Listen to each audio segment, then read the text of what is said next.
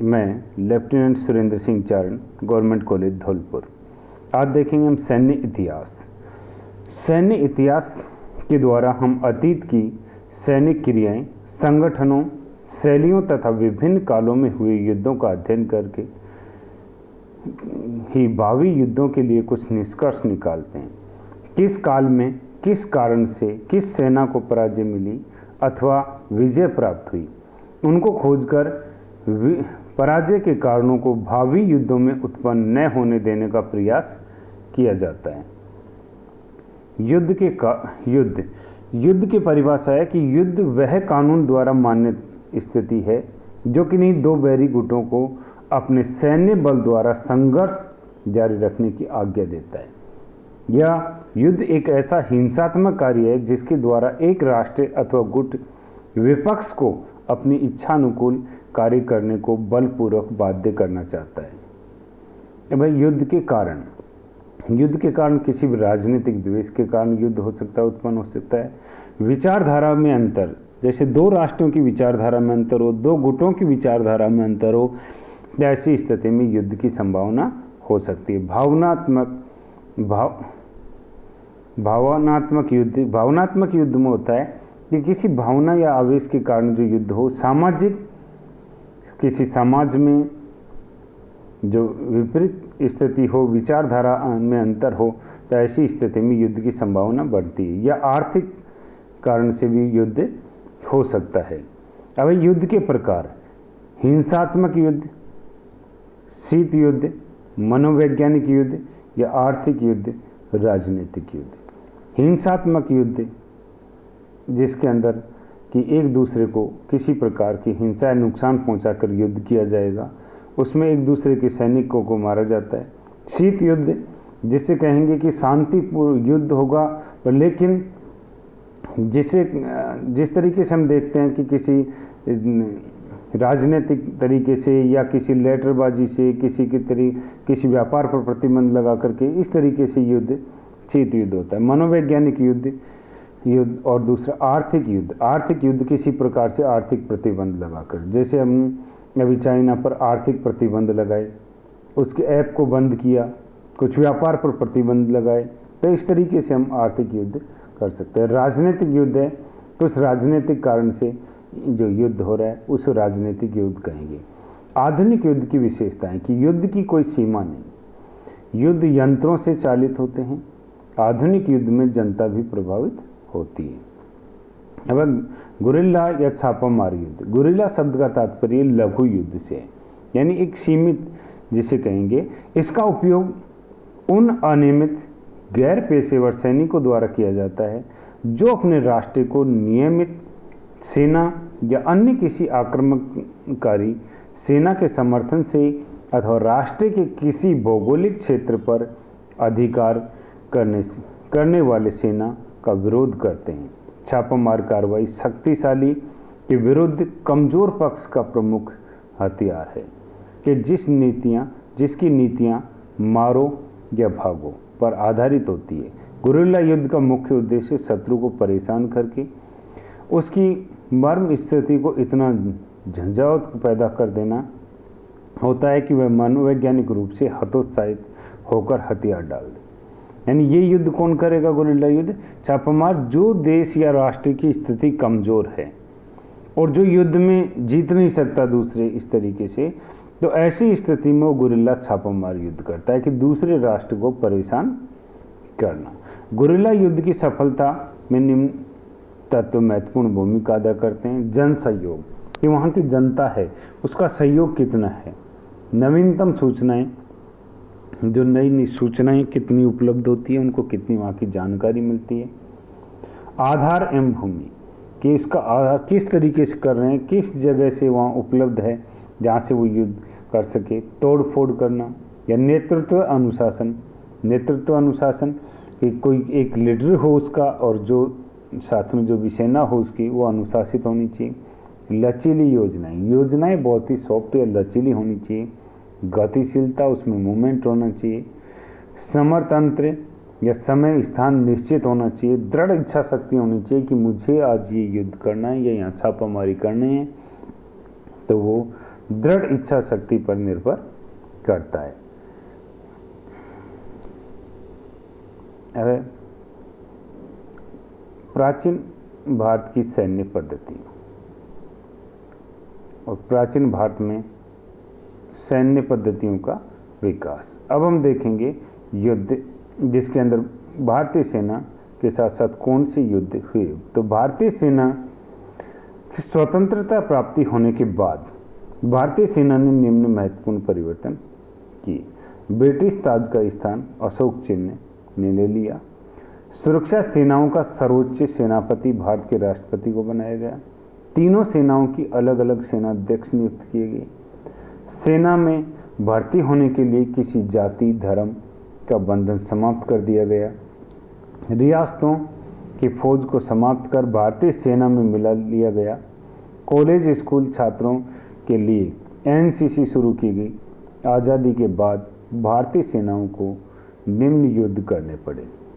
कश्मीर अभियान जो 1947 से 1948 के बीच में चला, कि स्वतंत्रता के साथ ही भारत की थल तथा वायु सेना को 1947 से 48 में कश्मीर में पाकिस्तान के विरुद्ध लड़ना पड़ा, क्योंकि पाकिस्तान ने अपने दस्ते भेजकर कश्मीर को हड़पने के लिए हमला कर दिया था। यह पहला युद्ध था जिससे भारतीय अफसरों ने उच्च कमान संभाली तथा पहाड़ों व बर्फों में बड़ी बड़ी सेनाओं को एकत्रित करके उनका संचालन करने में चतुराई दिखाई।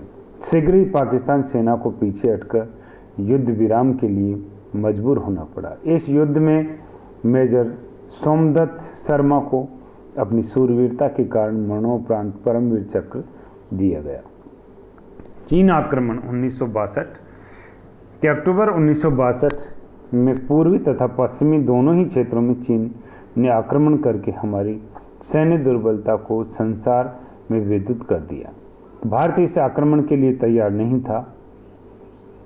लाह क्षेत्र में तो चीनियों ने हमारी सेना के पृष्ठभाग में पहुंचकर आक्रमण करके चकित कर दिया।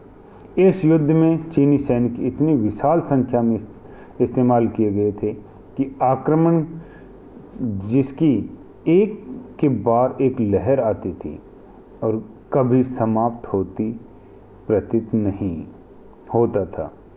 हमारे बहुत बड़े भूभाग पर अधिकार करके चीनियों ने 21-22 नवंबर को एक द्विपक्षीय युद्ध विराम की घोषणा कर उसके साथ साथ हटना प्रारंभ कर दिया। चीनी आक्रमण का सबक लेकर भारत ने अपनी सैन्य संख्या में कई गुना बढ़ोतरी की। कई पहाड़ियाँ डिवीजनें खड़ी की, कमांडो कोर्स खोले गए तथा नए प्रशिक्षण केंद्र खोले गए। नवीन सर्विस सिलेक्शन बोर्ड की स्थापना की गई। पूना तथा मद्रास में ऑफिसर प्रशिक्षण स्कूल खोले गए। Vice chief of the army staff का पद बनाया गया तथा पैदल सेना की SLR दी गई। SLR राइफल दी गई पैदल सेना को। 1965 का पाकिस्तानी आक्रमण, कि पाकिस्तान ने कच्छ क्षेत्र, लेह, कारगिल सड़क तथा कश्मीर आदि अन्य स्थानों पर मुजाहिदीन तथा रजाकारियों के द्वारा घुसपैठ कराई, लेकिन इसमें सफलता न मिलने पर 1 सितंबर 1965 को पाक सशस्त्र सेनाओं ने तोपखाने व टैंकों की मदद से छंब क्षेत्र में अचानक हमले करके वे अखुनर की तरह बढ़ने लगे। इस क्षेत्र में प्रतिरक्षा की कार्रवाई करके 6 सितंबर को भारतीय सेना ने लाहौर क्षेत्र में 3 स्थानों पर सीमा पार की तथा दोनों दिन पश्चात सियालकोट तथा सिंध क्षेत्र में आगे बढ़ना आरंभ कर दिया। वायुसेना ने इस युद्ध में महत्वपूर्ण भूमिका निभाई।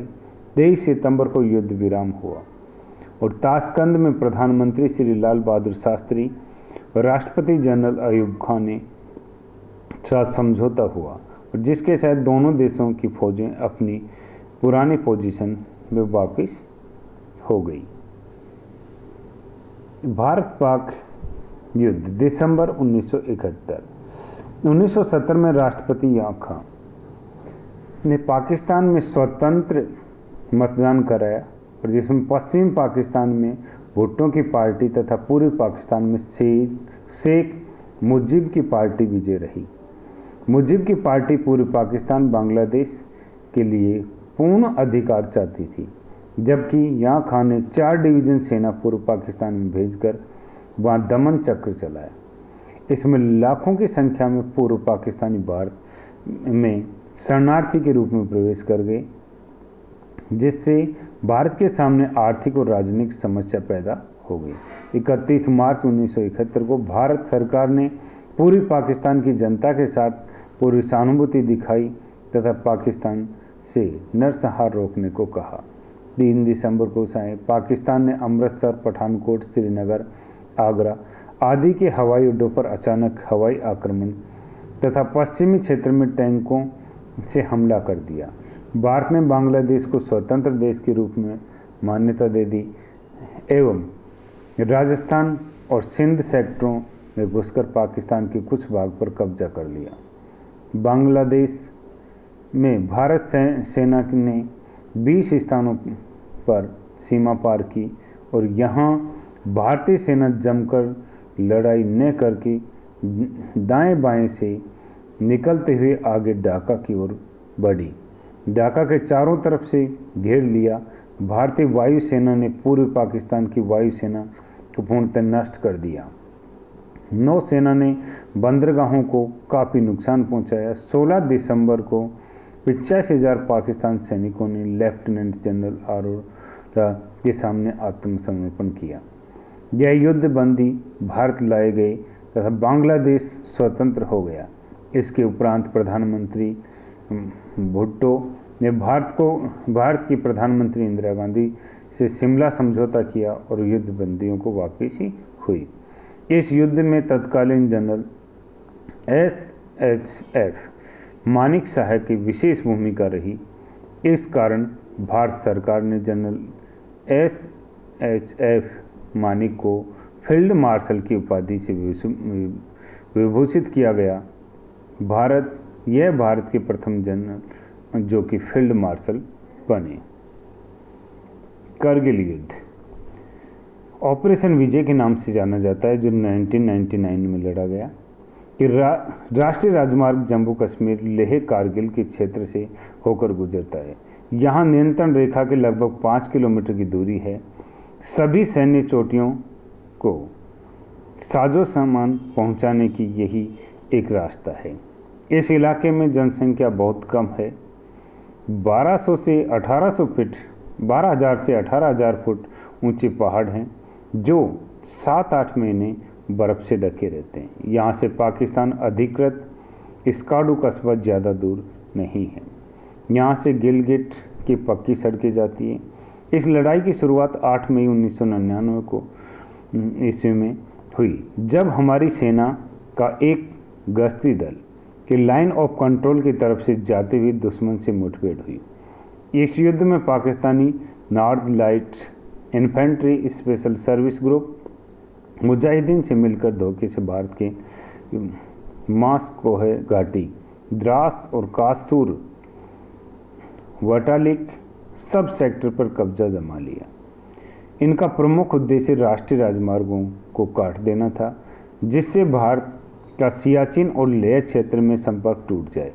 इस क्षेत्र में 2 पर्वत श्रृंखलाएं यानी देवमानी और हुंजा आकर मिलती है।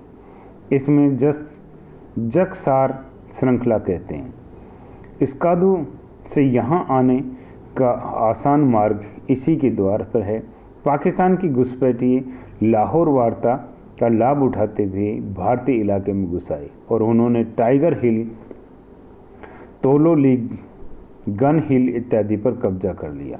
यहाँ से इन्होंने राष्ट्रीय राजमार्ग अवरुद्ध करने के लिए भारतीय सेना के काफिले पर भीषण गोलीबारी की। विश्व के इस कठिन युद्ध को भारतीय सेना वायुसेना ने मिलकर सफलता से लड़ा और भारतीय सेना ने समयबद्ध और सावधानीपूर्वक एक के बाद एक चौकी और चोटी पर कब्जा करना शुरू कर दिया। यह सूक्ष्म युद्ध लगभग 20 जुलाई 1999 को समाप्त हुआ इस युद्ध में दुश्मनों ने 1000 से अधिक सैनिक मारे गए, जबकि भारतीय सेना के 350 सैनिकों ने अपने प्राणों की मातृभूमि की रक्षा के लिए बलिदान दिया।